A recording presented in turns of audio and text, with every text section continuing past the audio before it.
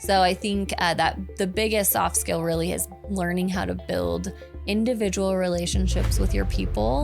And if you can take that a step further and care about what their outside life is, like what's happening in their life outside of work, is huge. You know, I feel like when people see you for who you are and recognize, you know, there's all sorts of things going on that could be affecting people's mental health, you know, so many things that are going on that we likely have no idea about. And if their performance is tanking because they feel so preoccupied and that they can't be seen in the workplace, that's a really lonely place to be.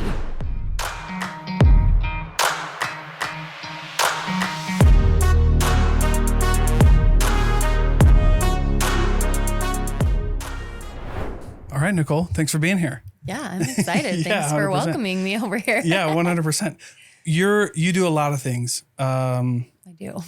Leadership coaching. I know there's a better term for that, but I have ADHD, so we'll talk about it. But you also have a podcast. I do. Yeah, it's been going on for a long time. Okay. 4 years. 4 years? Holy cow, how many episodes do you have? 239. Nice. Yeah. What I like, this is where I kind of geek out. What do you like about doing a podcast? Like, what made you keep doing it for so long? You know, most don't get past 100 episodes. Most don't get past a couple of years. What do you think you attribute that to? Yeah, I think when I was originally even contemplating the idea of a podcast, I was actually looking to be a guest on other podcasts so that I could, build a brand and get people to know, like, and trust me and kind of share my message of what I do for the leadership coaching side of things. And there weren't a lot of podcasts at the time, even just 4 short years ago, where there were people, like more women, even people of color. There was a lot of older white men who were doing podcasts and sharing content that I felt was really old school.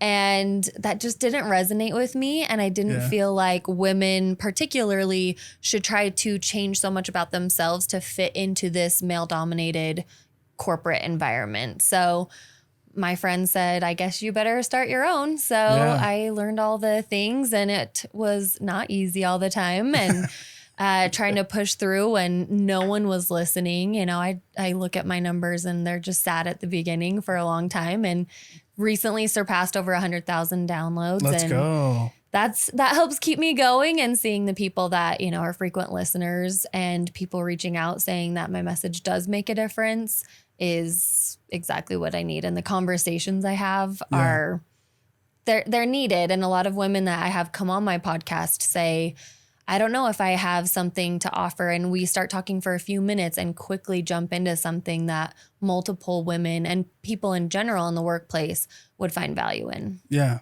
I like that. I had a friend of mine who did hers is the Mamahood podcast. Oh, yeah. Okay. So like 5 years ago, she was like, there's no mom podcast. We'll just make one. And she was like one of the first ones. And I'm like, holy cow, this is insane. Is it Aubrey Grossen?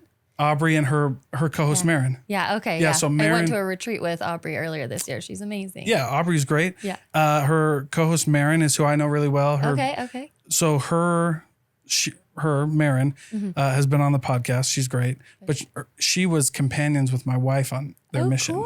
Cool. And then I know Dal and her husband really well. Nice. And so, I've met Aubrey maybe once or twice, but they're awesome. And they do that podcast and it's great. And I love your podcast. I think that's what's cool about this medium is it doesn't matter anymore. Right. Like anybody can go start one and you can start getting your message out there and you can start networking and that's what I like. My podcast is just turned into a networking tool. Yeah. It's pretty cool. Do you have like a hit list of like favorite episodes? Oh gosh, I would say my most popular episode by far is episode number 30. You have to scroll way back. If only the apps made it a little easier to search. But it's all about how to confidently ask for a raise. And so that's a big topic that comes up time and time again. And people are still finding that in other mediums that I've mentioned it and scrolling back to find that particular episode. How long ago was that one? I'm going to turn this off. Sorry. Oh gosh. If it was episode 30, I mean, probably at least 3.5 years ago. So a pretty decent amount of time. Dude, that's great. And do you think, so how to confidently ask for a raise, do you think that advice then still applies now on like how to do it? Is it the same?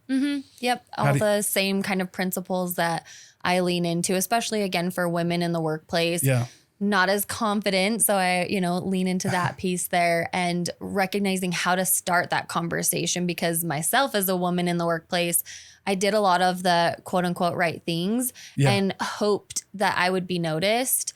And then I would see other people or my male counterparts be getting raises over me. And I thought, what am I missing here? So I kind of broke it down in a way that people can go in and tune into that episode and see the ways that they're already doing what's needed to get that raise.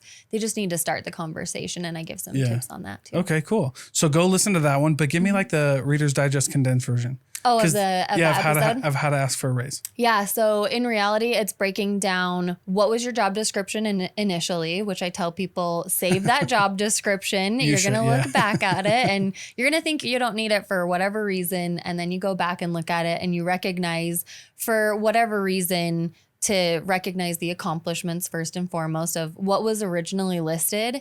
And then you go back and see, what am I doing now? What's the difference? What things have I learned? What things have I taken on? What skills have I mastered?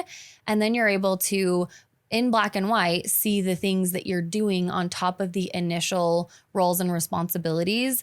I took on a whole training department and that wasn't listed in my, roles and responsibilities. So that was something I could say, oh, I've taken on this. That was a side project, but now I do so much of that. Yeah. What does that look like in terms of a pay increase? And so if you break that down and then have the conversation with your boss, hey, I'm curious, right? You start the conversation of what would it look like to, get a raise here? Do I have to wait until annual reviews? Starting to have those conversations with your boss of curious, coming from a place of curiosity.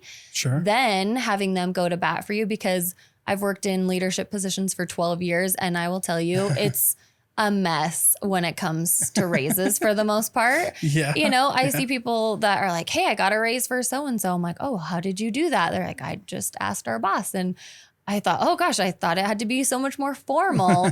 So recognizing that it's not something that's usually just an automatic thing. And at the end of the year, it's really a cost of living increase for the most part. So I teach people that is not a raise. That's not a pay increase. It's a cost of living increase. So it's important to communicate with your leader that you also are looking for that raise.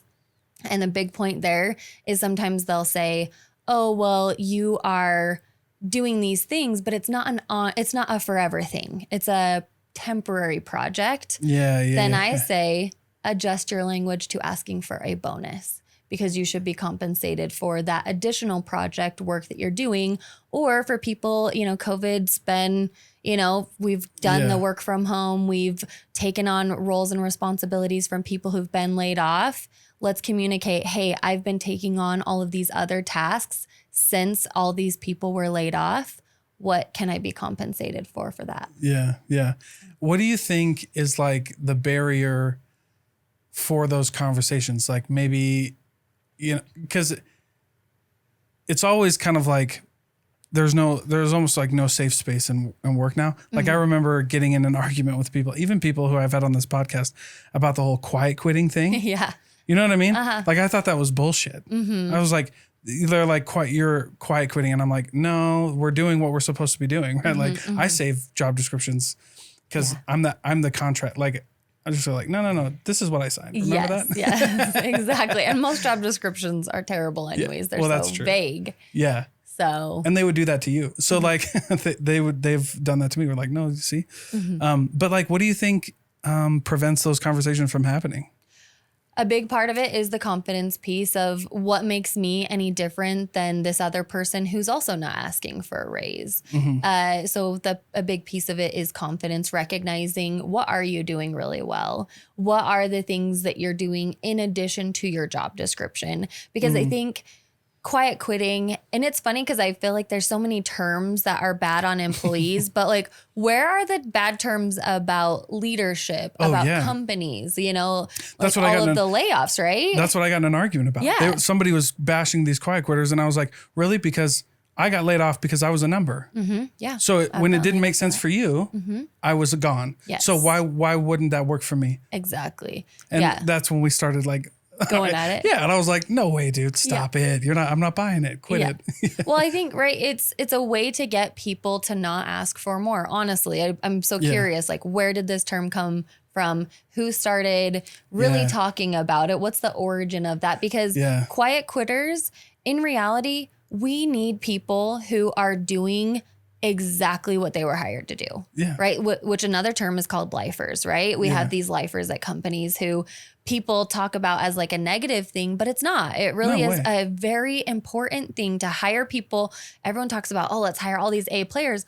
Well, if you're hiring so many A players at your company and you only have small growth year over year, or maybe you're hoping to skyrocket if you're a unicorn startup, which happens, but not very often or not often enough. So you hire all these A players and then you wonder why they're bored. You wonder why they feel like they don't have enough going on.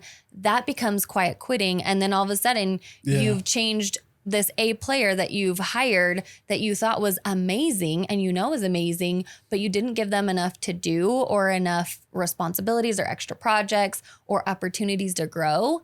And what do they become? Quiet quitters. Because they're like, if I'm not challenged here, I'm going to find something else, which does take a lot of time and energy. And so if you're looking for another job while you're currently employed, it can, you go back to that bare minimum expectation. Yeah. And all of a sudden, because you showed that you could operate at this level and now you're down here, that's becoming a quiet quitter. So I'm not a big fan of that phrase either. No, I've never, and I only do that because like there were 2 times I got tagged on LinkedIn or flagged on LinkedIn. And one of them was for that quiet quitting one. And then the other one was because like, I thought it was funny that the same CEOs who were on a podcast a month ago talking about how awesome their team was and about how great their leaders are. Like this month they're laying people off. Yeah. Like that's just funny. Yeah. It's a joke. Mm-hmm. Yeah.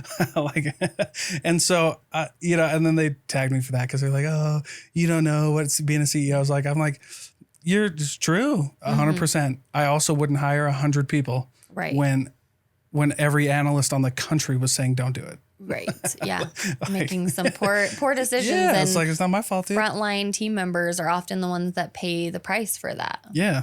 Yeah. And like I have a lot of CEOs on here. A lot of big tech CEOs have come on here. And so I know that there's real times that you got to like lay people off or like restructuring has to happen. And sometimes it's nobody's fault. But like, we just saw too many though. Like I saw too many people go like, what were you doing, man? What were you thinking? Yeah. And I've never enjoyed the whole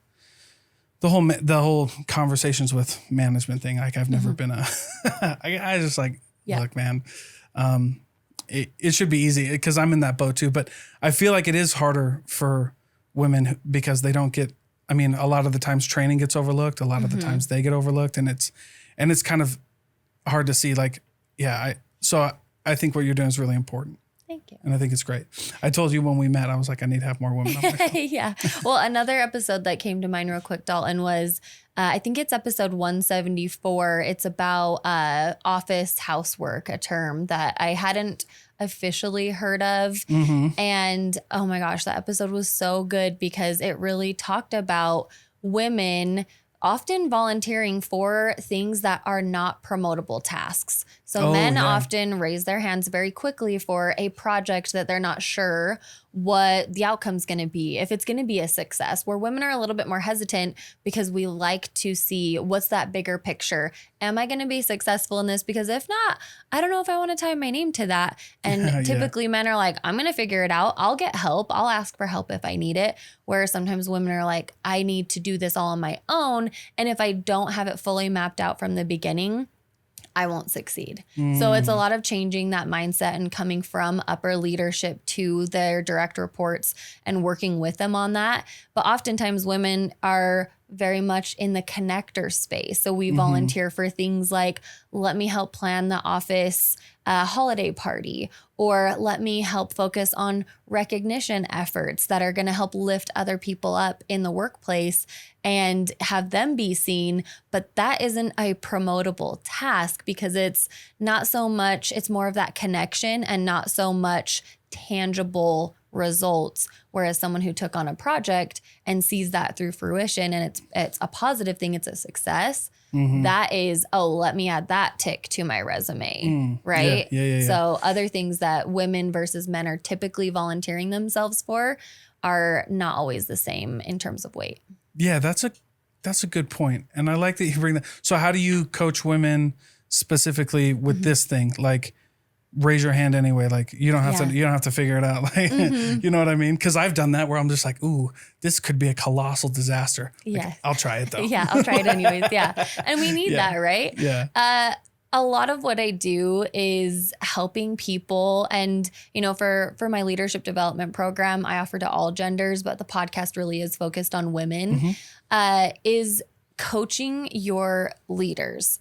And so it's not always top down. I like to say, especially my business is built on kind of bottom up, helping people from the most entry level grow into other positions.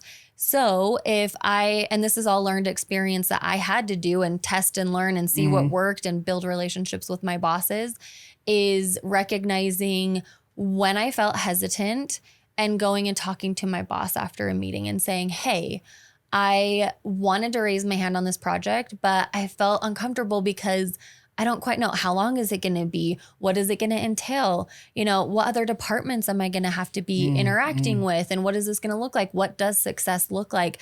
And none of that was discussed in that initial meeting when they said, hey, who wants to sign up and help with this project? So when I was coaching my leader, hey, it might be helpful if you let me know in advance. You know, some of the women on the team who might be interested in this, maybe have some chats in our one-on-ones about what you're going to discuss in the team meeting so that we can feel a little bit more confident. We can start thinking through it a little bit more and then maybe raise our hand, and then you'll have more opportunities or options to choose from versus the one who is always saying, yeah, me. Yeah, I'll take it on, right? And we got way more L's than I have W's, man, for sure. And that's what it takes, right? It takes that lazy. And so having that boss say, it's okay. I don't expect this to be an automatic success.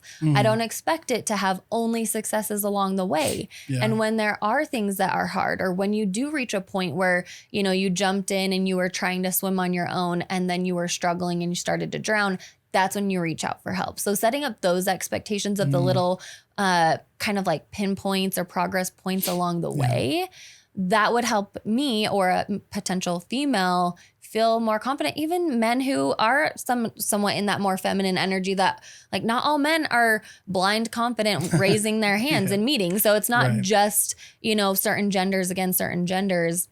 It's recognizing how can we as individuals coach our leaders and have those conversations to tell our leaders how to manage us best and how to help encourage us to sign on to those things. Yeah, I like that. I've been in both camps. I think my thing is like, I do that. I'll sign up and then I'll be like, all right, so hey, I said yes, but how do you want this to go down, dude? Because I'm thinking of like 5 different ways, but they could be totally wrong. And so that's how I've always approached it. But I always do appreciate, because in my sales training, I actually have had a lot of women go through it because I titled it empathetic selling. Okay. I think that's, but I think it doesn't necessarily, it applies to everything. I think the number one rule of sales is like, give a shit about somebody else besides yourself. Yeah. And I think you'll be okay. Yep. You'll triple your sales right away. And I think for leaders, I think you just have to, I think coaching them in the right way is a good way to do it. Now, is there a way that you do that to help women like tactfully get there? Cause I can see maybe in my brain, you know what I mean? I can see how that could go real south real quick if you don't do it the right way. Because you got egos, right? Like we all know that the higher you get in the hierarchy, the more insecure you are. Well, come on. Right. Yeah. You know what I mean? Like I mean, that's been my experience. I've talked with a lot of CEOs who are just massively insecure. Yeah, a lot of that is what is that foundation of a relationship, because I could give blanket advice to someone and say, go do this. And then they go do exactly that. And they say it went terribly because, That's true. right, they didn't have a boss who was supportive, or maybe that boss was one of these kind of bad bosses that I help companies avoid promoting. And they don't see how they can be more helpful. So it starts with a lot of questions. If it is like an individual session of, hey, tell me about your relationship with your boss. Do you feel comfortable in these situations? Would you feel comfortable talking to him and saying, hey, can I give you some feedback? You know, I know that you brought up this particular project today, and I would have loved to potentially raise my hand or show some interest. But I started having some questions, and because I didn't have answers to those, you had already moved on to the next topic and chosen someone to work on that thing. So therefore, that wasn't even an option. Whereas, how can I help my manager be more prepared or have kind of a bigger picture mindset if they're thinking, well, she never raises her hand, or that introverted person, whatever their gender, never talks in meetings. You know, we start labeling people because they aren't so quick on their feet. But I say, let's put it on the managers to also do a better job of having conversations outside of those meetings. And it could be before a meeting happens and saying, hey, this is our agenda. Maybe that's going to help an introvert feel more comfortable having a conversation. I also say, if I was recently working with a gal who's much more introverted and likes to soak things in, I said, hey, you know, at a point in a meeting, if you feel comfortable, or say, you know what, Dalton, that was a really great point. I'm still letting it all sink in, but I know I'm going to be following up with you in Slack or wherever after this meeting, because I'm sure I'm going to have some ideas. You know, building some of that confidence that you don't have to always be on the spot. And then also shifting that leadership mindset that we're not only looking for those people who are so quick to jump. Yeah, I like that. One of the thoughts I had while you were talking was, managers do like, they don't give much on a project, do they? And it's usually like a cop out. They're like, I don't know how to figure it out either, but somebody will. And, and then if it goes wrong, it wasn't me, right? And so I think that's just a good rule of thumb for managers if you have a project, just to like outline it yourself. Because here's the thing, like I got my degrees in accounting and finance. And if you don't know accounting and finance and you hire somebody to do it, that's how fraud happens. Like that's how people steal money from you, because you're like, I don't know how it works, right? Must be telling the truth. And then $100 million later, you're like, you know, Sam Bankman-Fried in jail for embezzlement. You know what I mean? Like, you know, you just don't. So I always tell like people, it's a good rule of thumb that you know the basics so that you know what's a win and what's not a win. Like I know, I got my degrees in accounting, but I don't do it every day. But I know when there's a problem and when there's not. I know that much. Right. And so then we can manage it better. And so like, I know enough about HR to be like, this is a good job description and this is not a good job. Right. You know what I mean? Like, although I'm not a professional, so I'll give it to somebody, but then you can like, it's like a check and balance thing, right? Like, is this right? Like I can ask more educated questions. I can get there. So I think managers, I think that's just a good rule of thumb to like map out your project a little bit and then tell people like, these are kind of our milestones that we're looking at hitting. This is the timeline we're looking at hitting. This is who we think we need involved. If you have any better ideas, that's what I'm looking for. Yes. I think managers could do such a better job of, even if they don't know all of the details of a particular project that they're letting someone from their team jump in and learn, is to set some of those checkpoints again and always approach with curiosity, come from a place of seeking to understand. Myself as a manager, I always was thinking this is how it should go. And when I would check in and it wasn't doing that, I thought they're doing it wrong. And I had to learn, get curious. Why did you do that? Why did you take this approach versus this approach? Understand if they had a valid reason. Okay, cool. Have you considered if my path I thought was easier, faster, more efficient, whatever, then I would say, hey, would you mind trying it this way and see if it helps you any better? And if they're thinking, no, I like doing it this way and I'm able to be more efficient in these other areas, great. But it's seeking to understand and recognizing. I love how Brene, I don't know which book it's in, but she talks about when we paint a picture of, hey, this is what I want this project to look like, and you're taking that all in, she talks about getting on that same page. Okay, tell me what this picture is going to look like, or that end result. Yeah. Right? Because I could tell anyone to draw a picture of a house with a tree and a sun, and everyone's would look different. Like, is your tree in winter? Is your tree full bloom? Does it have apples in it? Right? Like, it's going to look different. So different isn't a bad thing. It's just making sure that we are on the same page, that yes, we're getting to that end result, or, oh, I didn't think about that. And one other thing is letting people know that you don't expect perfection, and that it's okay to have, you know, some failures, and to call that out. It's such a relief when we hear that it's okay if you don't know all the things. I don't expect you to. This is new for you. So whenever you have questions, always come to me. And then it's my job, when they do come to me, to not act frustrated and be like, oh my gosh, they're asking so many questions. Well, I told them to do this. If you're repeating a lot of the same things, of course, that's when we're going to have a conversation that, hey, I think we've talked about this a few times. Then I say, would it be helpful if I adjusted the way I delivered it? Would it be helpful if I record myself walking through this on my screen, so then the next time you go to do it, you feel more comfortable because you can watch it side by side and you don't have to pull me in live, which could be distracting me from other work that I'm doing. Find ways. Do they want written instructions? You know, the way I like to learn is visually, and then doing it with them, or seeing, like, being able to follow along and then ask questions. But not everyone's like that. Some people do like written instructions. I suck at just reading and comprehension. My husband can read game like rules and teach me. And I'm like, okay, cool. I could have read that and been like, I'm not even going to try it because it just makes no sense, you know?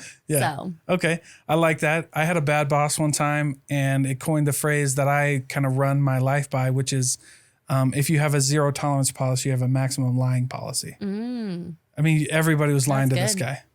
Everybody was lying to him because we had a zero tolerance. It was win at all costs, or you're out. So, okay, well, that's easy, bro. Like, I can make it work. You know what I can tell you whatever you want to hear. And that's not, I don't recommend that, but that's when I learned that phrase, which was like, you have a maximum. Everybody's going to lie to you. Everybody's going to sneak around. They're going to tell you what you want to hear. They're going to, I mean, look, man, we know it. Like, you can make up whatever you want on a spreadsheet. Oh yeah. I can make it look, there's that accounting joke that's like, somebody asked a mathematician, an engineer, and an accountant what 2 + 2 was. And the mathematician said 4. The engineer said 2 of what plus 2 of what. And the accountant said, what do you want it to be? That's hilarious. Right? So like, I don't know, whatever you want. That's the same thing, right? If we're not understanding what is that end result we're looking for, then, you know, if we're just assuming 2 + 2 is 4 and going with that versus these other options, right. It's well, interesting. There's a lot of different ways, and so I always kind of govern like my teams with like, look, guys, I know what the end is going to be, but everybody here's got a different way of getting there. All like, so, and then with that same bad boss, I learned that one, and then I don't have to be right. I just have to get it right. And that kind of changed my outlook on problem solving too, which was like, somebody in here knows how to figure it out. But clearly defining the end, I think, is what a lot of people miss, just in general. Like, if they start a business, if they go into a relationship, like, they don't know what this, you know what I mean? And we just start. And so we're like, I don't know, I'm walking a marathon, but I don't know where I'm going. If we were in an actual marathon, it would have the markers and it would have the paths, and we would know, probably because other people were also running that, unless you're super far behind. Like, you would kind of know a similar direction. But if you were just, you know, out there on some path, you would have no idea. But I am walking, I am doing the thing. But if you don't have that clear direction or those checkpoints, how are you supposed to know what success is? Yeah, absolutely. So I always like to define something good by what's bad, right? Yeah. Like, I can't tell you what it is, but I can tell you what it isn't. Yes, I do that a lot. What I don't want to have happen here. Yeah, you're like, because sometimes you don't know the end, right? You're like, man, this could look differently, right? Like I know we need to do X, but maybe that's not the right thing. Yes. But I know what we can't do. Right. What's define a good boss by telling me what we shouldn't do? Like what shouldn't you do? What you shouldn't do as a boss? Gosh, so many things. Give me your top 3. Like that if you had 30 seconds with somebody at a networking event, you're like, dude, I think you have a bad boss. Like look out for these 3 things. Yeah. I would say number 1 in a bad boss is probably someone who is deflecting a lot of blame. They don't want to take ownership. So they were a really good individual contributor. So they're really good. And now their team isn't doing so well. So they're thinking, it's not me, it's the team. Because I know how to do this job. It's the team. And so they're not taking ownership of team success. I would say a bad leader is someone who's not showing, like doesn't even know what to conduct in a one-on-one or frequently pushes them off. And is like, I don't know, like, again, I know what I'm doing. I'm good at what I do. So therefore, why do we need this check-in? You should just be good at what you do. And if you're not, it's a you problem. It's not a me problem. Yeah, a lot of assuming. Yeah. A lot of assuming. I would say bosses who are quick to make assumptions and judgments.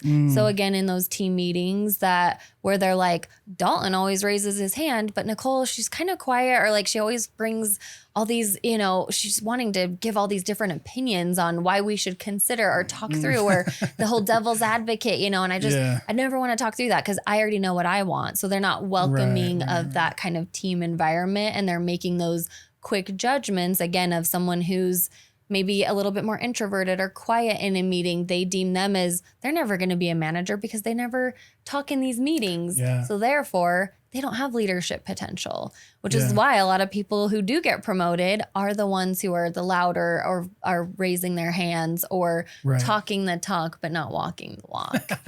Well, I think what's interesting, the first 2. So the first one, I tell salespeople all the time, don't be delusional. Nobody promotes their best salesperson. Yeah. Why? Well, why would you? I just had this in a training the other day. They don't promote their best salesperson. Because they'll lose money. Yeah. They promote their that guy who's like their number 5 guy. That's who gets promoted. And so it just goes right to your head immediately. Oh, I got promoted because I'm the best. No, dog, you got promoted because you were just good enough. They thought you were just good enough, and if they promoted you and lost that revenue, you were easily replaceable. Yeah. I always say if you're promoting your highest, like top performers, oftentimes that is a terrible decision. A, not only for the money loss, but B, if they are good at what they do as an individual contributor, they may not be the best people leader. Oh, 100%. So it's it is that how do we determine who's a good people leader? Because we want everyone to be performing, because that's how you move in companies and get promoted is by good performance typically. But I'm working to shift that it's not only good performance. Yeah. You can still be a very great people leader, but you have to care about other people. Yeah. A lot of the times, and we love that in individual contributors who are just killing it with their revenue, whatever they're doing to make the company money. Yeah. But they may not be the best people leader because they are very much focused on themselves and their goals, which is great. But again, that's what I think leads to a lot of bad bosses, is that we shift and think that they're just going to be able to, clone everyone into how great of a salesperson they were. Right. And then it quickly crumbles because of the fact that they're not able, it's confusing. And it's, you want to say, oh, well, I'm so good at this, I don't know how to teach you because it just comes natural to me. Right. Well, and that was my point. Like when I started coaching salespeople, I was like, holy crap, I can do this, but like doing it and teaching it are not the same thing. Right. Like at period. Right. Like I was okay. Like I'm a good salesperson. I'm a really good salesperson. I'm not like a killer. Right. Like I can go in and get the job done and everybody can move, but I can teach somebody how to, like somebody who's never done sales, like give like a good example of this is like I coached at the National Permanent Cosmetics Academy. Okay. They're all women sales team. Look, some of them are older, right? And so like even older men, right? Like you can't, I've been doing this for 30 years, longer than you've been alive. Like, okay, yeah, I get it. Okay. But like, I can teach them, like I taught them, it was great, you know? Yeah. Because it's just like, how do you teach people? Like, Yes. I was never like, I mean, I had all the awards and stuff, but I was never like this guy you write a book about. Yeah. But I could teach somebody how to be like a B+ player. Exactly a great position to be in. Yeah. If you can do good at what you do so that you know what's successful and what's not, what's working, you can understand where to pivot. Because if you just totally suck at your job and you don't know what you're doing, it'd be terrible to promote that person as well, because they're like, I don't know, try something else. Yeah. Right. Like it takes that kind of middle ground, you know, maybe like you have that top 20% and maybe there's somewhere in that bottom of that top 20% of your, you know, team. Yeah. Cause they could be, it could be the number one guy. Cause I've seen it. The number one guy is also a great leader, right? Like, but it's just pretty, in my experience, it's pretty rare. And so it takes those checks and balances. Yeah, to kind of Are you only out for yourself, or are you teaching other people how to do your job really well, right? If you were one of the top salespeople, but you were also saying, hey, here's what I'm finding as success. Here's where I'm making short pivots, or here's key phrases that I'm looking for to recognize when I need to adjust I need to come in a little softer, or I need to adjust my approach. Or, you know, if you're teaching those things to other people behind you to lift them up with you, that is a sign of a people leader versus I'm not telling you my secrets. Like if you happen to overhear what I'm saying and you happen to recognize what I'm, you know, internally recognizing as those keys and cues to adjust, like good luck. Well, okay. The funny thing about sales, and I've noticed this about anybody, like engineers, product people, whoever, like I have a saying in my sales training that goes like, your script isn't what's killing you. Yeah. Right. Like, because I've seen top performers. Like I was just telling somebody this yesterday. I was like, I knew a guy who literally would tell people like, hey, can I get a raise? He'd be like, F no. Yeah. He would just be like that. And he would say it kind of cheeky with a smile, like joking. I'm like, you don't, I'm like, so I never tell people to like mirror people. But it's this reason, because like sometimes the top performer is killing it. Yeah. And like, but it only works for him. Like he's the only guy who could tell somebody to F off when they ask for a discount and still get the deal. Yes. Because that's just him, right? I would never tell you to do that ever. So sometimes your top guys, or sometimes these people you think are leaders, like it works for them because it's them. Right. And you can't duplicate that very often, right? You know what I'm saying? Yeah, that's another thing, that it's perceived value, right? Yeah, like I perceive if I think you're doing really great, or I see leaders are flocking to you, or you're getting a lot of projects, I might think if I just act a little bit more like Dalton, maybe I can get more projects, or maybe I can do this. Then I start leaning into something that's out of my authenticity. And we see that a lot. And then people get promoted and then they're really confused because they're like, I just was living a different life and now I'm promoted. Do I need to keep living into this persona, or can I be my authentic self? And so you get a lot of that imposter syndrome there as well, that people are thinking, what did I get promoted for? Because I felt like I was kind of faking it for a little while. Yeah. So I think that is the same, where you recognize, and a lot of my coaching is very much try it on and see what works for you. I don't just simply prescribe, do these things, this checklist, and all of a sudden you're a leader. It's ongoing personal development of, hey, I'm going to try these things on and see if it works at my company. Again, all companies are so different. So the way you lead or the way you communicate or certain things might adjust slightly because of your environment or knowing your audience. Am I talking to leaders? Am I talking to peers? Who am I influencing right now? And what does that look like? So it does take a lot of adjusting in those moments. But if I'm thinking always, what would someone else do who I think is being, you know, successful, or what if I'm wrong in that perception? And then they start thinking, what the heck is Nichole doing? You know, she's starting to act like this and it's really weird. And then that just further hurts my opportunities for that growth because I was trying something I thought was successful. Yeah. Interesting. I like that. So you have like a kind of like a bottom up approach. How do you, I mean, that do a lot of people, should everyone be a boss? No, definitely not. Do you ever have those conversations where like, hey, dog, it might not be for you? Like, yeah. Yeah, for sure. I had a gal in one of my first cohorts who she just wants to get promoted so badly as a people leader. Okay. And because it's that celebrated next step of achievement. And so a lot of people think that's where they need to go to get that recognition. And so a lot of what I teach is, hey, let's also recognize there are so many other opportunities for growth. And for me, myself, I love working with frontline teams. So when I worked in customer support management roles, once I realized, at first I was definitely chasing the corporate ladder. How far can I grow and how much money can I make? Then I started talking to my boss about what he did in his role. And I was like, I don't want to just sit in an office and scope out KPIs and looking at data. Like that was so boring to me. I love data and the stories that it can tell, but I loved being with my frontline team members, entry level, who had lots of questions, needed a lot of help and training. And I loved being super closely connected to the customers. So I knew that I didn't necessarily want to move up further. And so what could I do if I didn't have upward growth? How could I grow and expand where I'm at? And so I focus a lot on my coaching on that too. Is how can you expand where you're at? Because everyone who goes through my cohort isn't going to be, a manager in a couple days or weeks. Maybe it's months, maybe it's years. It's simply to help them build and develop their soft skills to help them grow into, whether that's growth where they're at or that upward trajectory when it happens. Yeah. So, I was talking to her and she would say certain things and we worked a lot on self-awareness. So self-awareness is a big section of what I teach. That's step one. And so there was a lot of things that in the moment of our sessions, I would say, hey, do you mind if I stop you?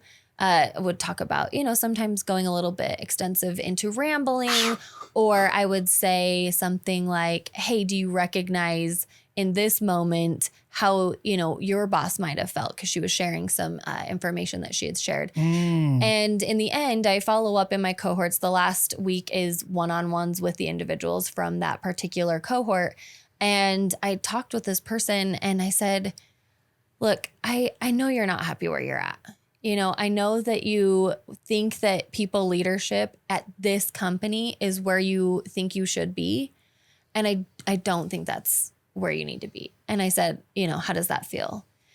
She takes a second and she's like, you know what? Yeah, I think you're right. I think that's what I've wanted for so long.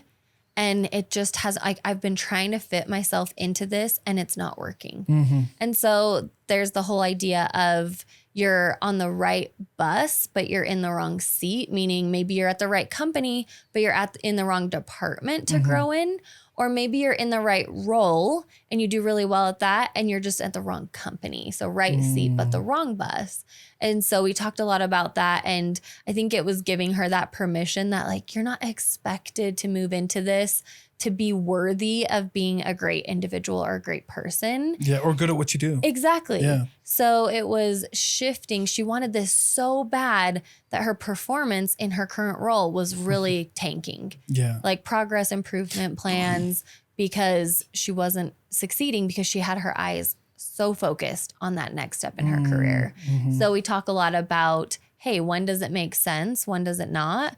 And for companies who hire me to have their individuals go through my program, it's recognizing kind of those red flags where someone might say, oh yeah, I watched the video content this week and here are some questions I have, and they don't feel totally on point. And then I can go back and look and see they didn't watch any of the content. So that's kind of like a whole tell me what I want to hear. Yeah. And right, that's a red flag or a yellow flag at least. Yeah, that's a sure. concern. Yeah, we should be paying attention to it. I would follow up with a leader to say, hey, so-and-so went through my program. Here are things they did really well.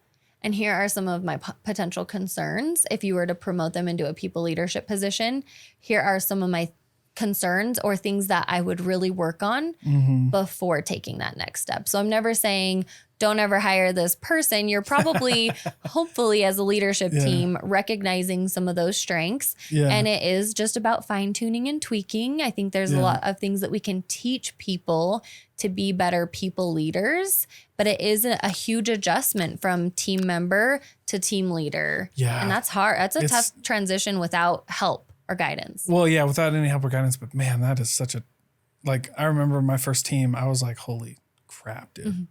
Because you're responsible for everybody on the team. They're all looking to you. And my first team leader position was a commission only. So they were commission only and I was commission only based on them. Yikes. So I didn't do it. So that's stressful. that was my first, but that's when I learned. And here's the next question, because you mentioned soft skills, right? That's when I learned the importance of soft skills. But what's the one you recommend the most to learn? Maybe you should start here.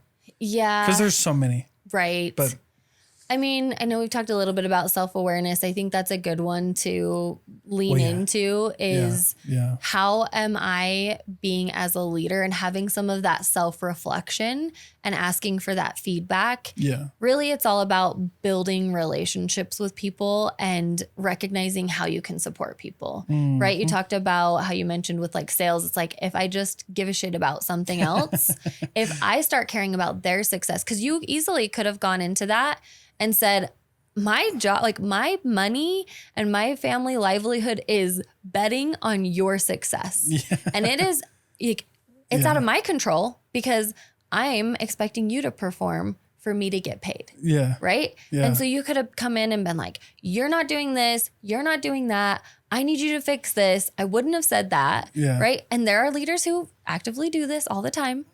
Or you can come in and say, how can I help you? Yeah.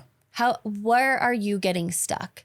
Let me sit by you and hear a call and let me talk through and let me find out ways to help. I'm simply here to help. I'm not here to, judge you, berate you. And it does take time to build that trust because people are thinking, especially right now where everyone's getting laid off. And Lord, how can you feel very safe in your role if a boss was coming and saying, I'm going to sit by you and, see how I can help? You might think, are you really or are you not? Right. So there is a little bit of that trust factor. So I think that the biggest soft skill really is learning how to build individual relationships with your people. And if you can take that a step further and care about what their outside life is, what's happening in their life outside of work, is huge. I feel like when people see you for who you are and recognize, there's all sorts of things going on that could be affecting people's mental health, so many things that are going on that we likely have no idea about. And if their performance is tanking because they feel so preoccupied and that they can't be seen in the workplace, that's a really lonely place to be. Yeah. And especially if you're working virtually and you're thinking, I'm just a number, I'm a nobody, I'm struggling and no one sees me. If that leader can be that person that says, hey, how are things at home? How are you doing? Yeah. And building, you're not going to get full vulnerability right from the get-go, but it's those baby steps of showing I want to build that foundation of psychological safety. I want to care about the things that you care about. And if you're saying, oh, I, went to this art festival, cool, tell me about it. What did you like about it, right? Sure, yeah. And they're saying oh, I am actually an artist too. Cool, show me some of your artwork. If we just leaned a little bit more into that, when people lean into and they're like, oh my gosh, you're a podcast host, tell us about it. Right. How could this help versus there have been times where my wrist was slapped because I had posted on LinkedIn about something I was going to do as a lunch and learn. So on my own personal time during lunch when I worked virtually and I was a manager in this position.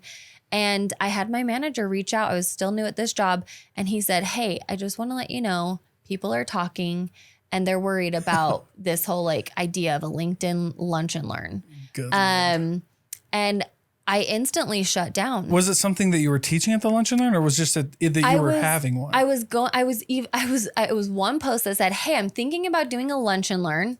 Yeah. On some of these topics, what would you be interested in? And it would be kind of a, sure. Yeah. Whatever. a live Zoom call or something, right? Let's chat. It was one post, and that one post made people talk about me at work, and I instantly shut down. I didn't post on LinkedIn for a year. That's crazy. And I was also disengaged in my job because I thought if I can't, they knew I was coming on and that I do leadership coaching and that I have a podcast and that I like to talk about leadership development, which maybe is that too close to home because my hobbies are talking about work, you know? Yeah. So it was not a good experience. And and that just shows like boundaries of companies. Cause I told people, I mean, there was one job where they didn't really like that I had a podcast because I was using it to sell more than other people. And they thought it was an unfair advantage. And I was like, well, then go build your own damn podcast. Yeah, absolutely. Or like, I don't know what to tell you. Yeah. I was like, I actually did say, all right, like, I know you're feeling this way. I think that XYZ company should have one and I'll lead it up. I'll do everything for it. Yeah. Wouldn't that be so nice? Yeah. And we'll become a thought leader in this space. You can host it. We'll get all these deals. We can round robin them to the team, whatever. And they like ghosted me. But I just think that companies shouldn't don't worry about what I'm posting on LinkedIn, man. Yeah. For the most part. Yeah, unless it's wild. There's rules. Yes. Absolutely. But if I'm doing something like that, yes. But if I'm doing something like that, bro, chill. Yeah. Take it. I was like, how about since I'm employed at this company, utilize my skill set and help me help the team learn more. I always gave suggestions of, hey, we could use more training. We could use an actual training department, you know, like a manual. Like you didn't even give us a training manual. No one owned, we have this help center and no one owned it. And people would get frustrated when it wouldn't get updated. And I would say, well, whose responsibility is that? And they're like, I don't know. I guess everyone's. Well, if it's everyone's, then it's no one. Yeah, it's the marketing guy. Yeah. So it was things like that. So I get it. It was a little chaotic. But yeah, things like that can quickly. And I'm like, that was just a business post. Can you imagine if it was something about my gender identity or something where I was posting about, Black people matter, Black lives matter? What if I posted something like that and my company came at me, about something I was really passionate about? You can easily shut down for those things. Well, easily shut down. And that's not good. That's not good for companies at all. Right. It's just not good to get, I don't know, unless I've been at companies and as a sales role, we have social media standards. Yes. And we sign that in our job description and it makes sense, right? Nothing wild, nothing racist, nothing, you know what I mean? Absolutely. Don't go crazy. Yeah. But post on social media, as long as you're not doing that, whatever. Yes. And that's to be expected. But yeah, these people who think they have control over people outside of work blow my mind. But that's also where I come in. I think having hard skills, I mean, the soft skills are important, obviously. But I think that's one of the reasons I like teaching people that you don't, this company doesn't mean you're good or bad at your position. Right. Because if you're I'm good at sales and I've had to eat my words a few times when I've said this, so I'm okay now. But yeah, dude, my boss could call me and fire me tomorrow. I'm my own boss now, but Enrique could call me and fire me tomorrow. But I'd be fine. I'd have a job the next day. And I think that when and I always tell my people that when I have salespeople, I'm you guys can sell. If I'm ever out of line, I expect you to quit on me day one. Go, because you guys can get paid the same anywhere. So that's on me though. That means I need to be a good leader. Yes. Because I know my people can go wherever they want. So I think there's that aspect, but again, in this environment right now, people are worried. Yeah, they're scared. Yeah, it's definitely different. I hear you. So it's you have to recognize what Kinda is that current environment.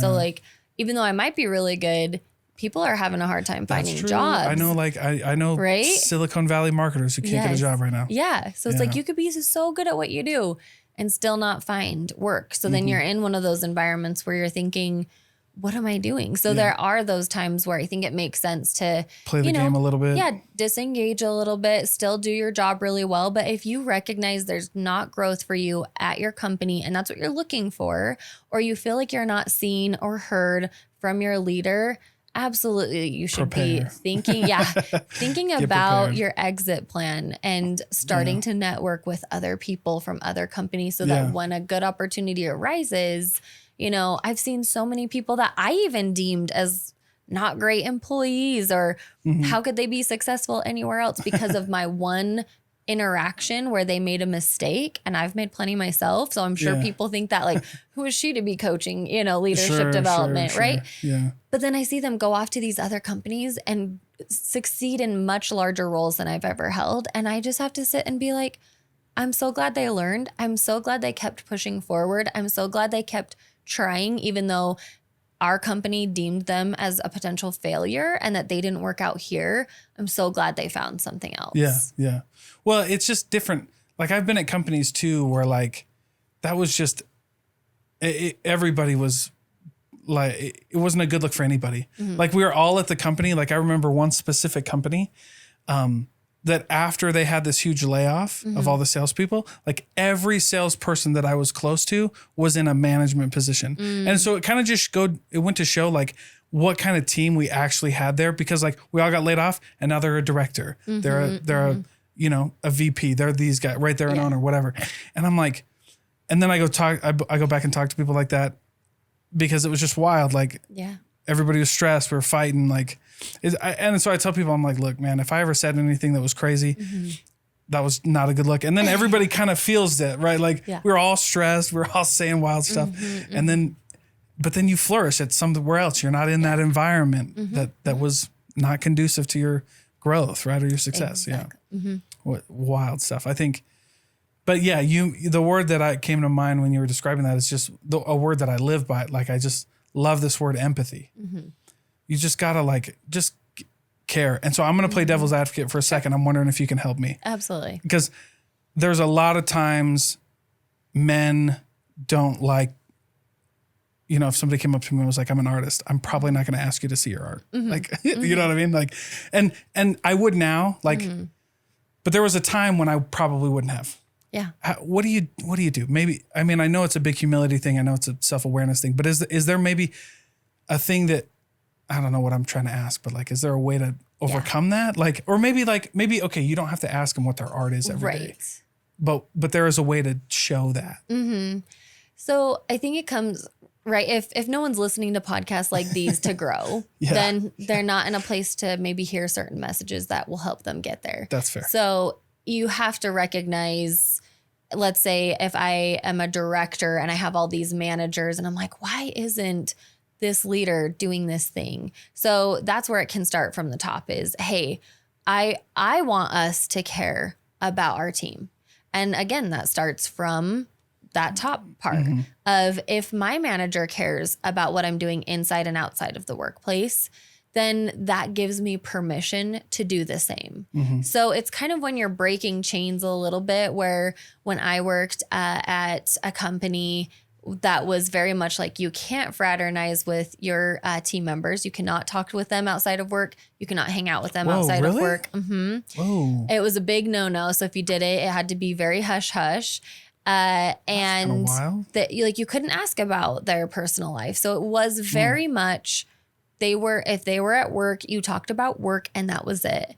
And that was my first leadership experience. And I thought, wow, like, I don't know if I like this. Yeah, that's kind of tough. Because I want to be there for my people. Like, I very much pride myself on my ability to connect with people. Yeah. But I felt like I couldn't be vulnerable and talk about things that were happening for me. And they couldn't talk about what was happening for them. So if there isn't an environment that, fosters vulnerability, then it's not going to happen. So someone has to break that chain. And so me and my boss did that some, and we were pretty much kind of like on that blacklist of sorts that we were never going to get promoted. And so thankfully I got a great opportunity and left. And then he later came to my same company, which was great. But it has to start somewhere. So if it's a manager or a higher up at a company that's tuning in and they're like, oh, I want this, recognize what you're doing. So you're saying similarly, hey, I don't know if I would have asked these questions, but now that I'm recognizing it's important, maybe I will. Yeah. So it starts with those little conversations, and it can be awkward at first. Like you're not going to always, again, you're not going to be right. You're going to get it right. You're going to figure out, oh, that was a dumb question, and call it out. Hey, I recognize maybe that wasn't the best question for me to ask. If you recognize maybe you were pushing a boundary or something. Sure. But yeah, just asking, hey, how was your weekend? And if they say good, awesome. Tell me about it. like step a little bit further to get them to open the door saying, I'm welcoming you to share more about your life. Yeah. And you can do so or not. And then if they're like, oh, you know, my daughter had a dance recital. Oh my gosh, that's amazing. How long has she been? Or like, how was that? Was that stressful? Or, you know, like, or if you can find some relatability, you know, I would say for my kids, I have a 5-year-old and a 3-year-old. So, you know, being able to connect, you know, if they're like, oh yeah, like drop off and then daycare. And I'd be like, same, you know, how do you manage that? Or just like helping people be seen. It doesn't have to be this huge production. And that's where I say it feels like a lot if I'm asking things like, then what's going to be expected of me? But I'll do things where they're saying, oh, I'm going on a family vacation, you know, in October. Then I'm going to write a note or I'll set a calendar reminder that says, you know, in October, I'm going to follow up with that person in their one-on-one and be like, oh yeah, you talked about, did you say you're going to Disneyland? And even if they're like, oh, it's Disney World. Okay, perfect. Like, how's that going? And the planning, like, how are things? How can I make your life easier? And just having those words and the support makes such a difference. So it really is small steps in that right direction of creating more connection in a way that feels authentic to you. Don't ask questions that you're like, this is so far out of my comfort zone. That's right. Have those, you know, baby steps in the right direction. And what's funny about that is like because I teach a lot about empathy, obviously, but when I talk to men about it, I'm like, it doesn't have to be long. Yeah. Like, and what I learned, and I told the story a bunch, but I was a crisis counselor for the suicide hotline, and you don't have to, it doesn't have to be much because a little goes a long way. Yes. Like just being like, what'd you do this weekend? I like football. Oh dude, I love football. That's great. And it can be like for some people, it can be just that. Yes. But like, if you're scared or if you think it's woo woo, what I tell men is like, it doesn't have to, it can be just really short. Like my wife, like if she is having a hard day, have you ever seen that video? It's not about the nail.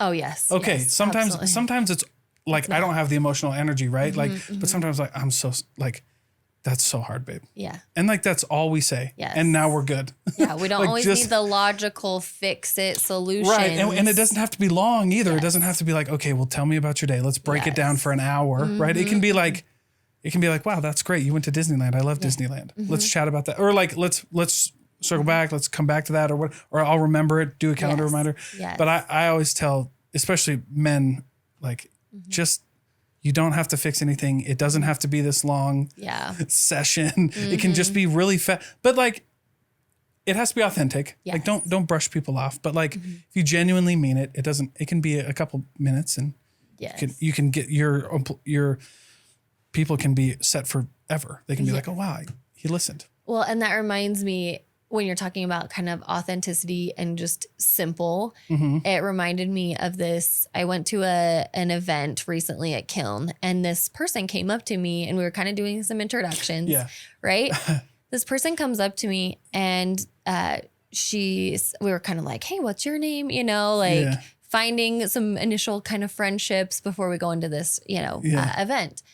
And as soon as she asks my name, she got a text. And so she's looking at her watch and then she's pulling out her phone. She's so distracted by her phone. And then I'm literally like trying to say, like, should I keep talking? Or, you know, I'm kind of looking at some other people around us. Like, I don't know what's happening. Like, she's not acknowledging, like she asked the question and then no longer acknowledged that I exist. Okay. And then she just walked off. And so I was like, okay. And of course, like it sounded like there were some much bigger things that were going on, perhaps, you know, assume the best. So I'm like, cool. Like maybe I'll catch up with this person another time. But in that moment, you know, it started with her asking, hey, who are you? You know, tell me about you. And then quickly disengaging. And I could see that. So it's the same if you're in a one-on-one as the manager and you're like, how are you? And then you start responding to a Slack, but you're virtual. So you're like, I'm looking at you, but like, I'm really typing to someone else, or like, I'm going to have the camera right here, but I'm going to like look and check my emails real quick as you're responding. Right. People can tell if you're engaged Yeah, just by your voice. Yeah. I mean, if The you're in body person, language, you yes. can see the body language. What's funny is like we do calling at my company, and I like posture matters, tone matters. If you're like people can tell on the phone if you're smiling or not. Yes. But Absolutely. And so you don't even have to be in person to smell bullshit. Absolutely. Yeah. Truth. That's so funny. Well, before I let you go, this has been a wonderful conversation. I really appreciate it. Tell everybody where they can listen to your podcast, where they can find you for leadership coaching, all that good stuff. Sure. Yeah. If you check out Future Female Leaders podcast, that's where you'll find all of the other connections. My website for my company is HelloGrovio, GROWVIO.com. Or obviously, we'll put follow it me on LinkedIn. Yeah, Nichole on LinkedIn. All that will be in the description. Thank you so much. Of course. Thanks so much for having me. Cool.